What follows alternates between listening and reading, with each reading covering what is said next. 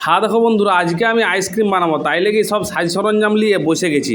তা প্রথমে চকলেট আমি নিয়ে লিছি, গোটা কত চকলেট নিয়ে নেবো পরিমাণ মতো, দিয়ে একটুকু জলে আর কি এই চকলেটগুলো দিয়ে দেবো। দিয়ে তারপরে তোমার এই যে ইন্ডাকশানে একটু গরম করে নেবো। তোমরা ইন্ডাকশানে চাইলে গরম করতেও পারো, আবার মিক্সারে চাইলে পেস্ট করে নিতেও পারো, যেটা খুশি তোমরা করতে পারো। আমি ইন্ডাকশানে গরম করে নিলাম, তোমরা মিক্সারে পেস্ট করে নিতেও পারো। আই দেখো, দিয়ে এটা ঠান্ডা হোক, আর এটা ভালো করে একটু গুলিলি আর মানে চকলেটটা গলার জন্য করলাম আর কি। এটা দিয়ে ইয়ার সঙ্গে আমি আমুল দুধ দিয়ে দেবো 1 চামচ। আমি দিলাম কম পরিমাণ, যেহেতু তোমরা চাইলে যেরকম পরিমাণ সেরকম পরিমাণ মতো দিবে, তোমাদের যেরকম আইসক্রিম যতটা বসাবে। আমি এখানে 5টা বসাবো, ওই লেগে কম দিলাম, মোটামুটি 1 চামচ দিলাম আর কি।